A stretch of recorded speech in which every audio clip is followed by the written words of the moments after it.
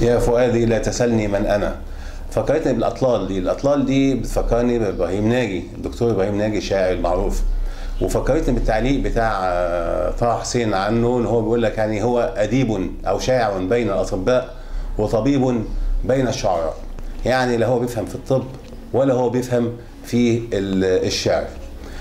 ممكن نقول نفس الكلام للأسف على الإخوان المسلمين، إن هم ساسة بين الشيوخ وشيوخ بين الساسة. تيجي تتكلم في السياسة يقول لك لا ده حرام وده حلال ونعمل كذا ونعمل كذا. طب تيجي نتكلم في امر معين، يعني اتكلمنا كأن شيخ في وسط السياسه. تيجي تتكلموا في الدين، طب انت يا عم الاصول دي ايه والفروع دي؟ يقول لك لا انا راجل سياسي والمفروض السياسه تبيح وبتاع. نفس الموضوع اللي حصل فيها كام استشهاد كده، يعني حكايه السوق الاسلاميه. السوق الاسلاميه اللي هم جايبينها وحاطين لها لزقه الاسلاميه. وطبعا الدستور هنا بيقول لك اخذ راي الازهر.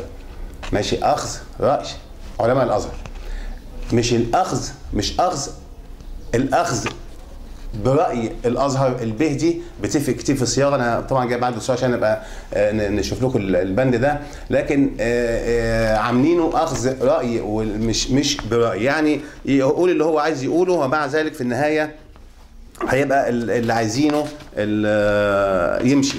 فطبعا ده اللي حصل بالظبط، عملوا حكايه الصكوك الاسلاميه وبعدين ودوها للازهر، فالازهر رفضها. وبعدين الاخر خالص اهو يؤخذ راي، طبعا الماده 4 الازهر شايف هيئه اسلاميه مستقله لنهايته، يؤخذ راي هيئه كبار العلماء بالازهر الشريف في الشؤون المتعلقه بالشريعه الاسلاميه. يعني يؤخذ راي مش يؤخذ براي. يعني ممكن اقول لك رايك في كذا ايه؟ لا والله ما تعملوش، اعمله، انا خدت رايك وخلاص، لكن انا عايز اعمله. وده اللي حصل في السكوك الاسلاميه، عشان بس يقول لك احنا دافعنا عن الشريعه وعملنا والازهر وعظمنا.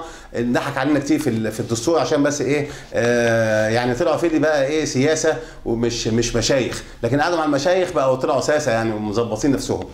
فهم حطوا السكوك الاسلاميه ودوها للازهر، قال لك لا ما تنفعش وده فيها ده حرام اللي حاطين فيها الاسلاميه. فرجعت تاني دخلوها مجلس الشورى عشان تعدي بقى مع السياسيين، لان ما ينفعش نظام الفقهاء والفته ما تنفعش هنا في الموضوع ده، فودوها في مجلس الشورى عشان يعدوها، وشالوا طبعا لفظ الاسلاميه. انا اتوقع ان طبعا ده هيحصل كتير ماشي، وطبعا ده يسئني كمسلم ان انا اشوف ناس مسلمين ويتكلموا باسم الاسلام ويدخلوا في هذه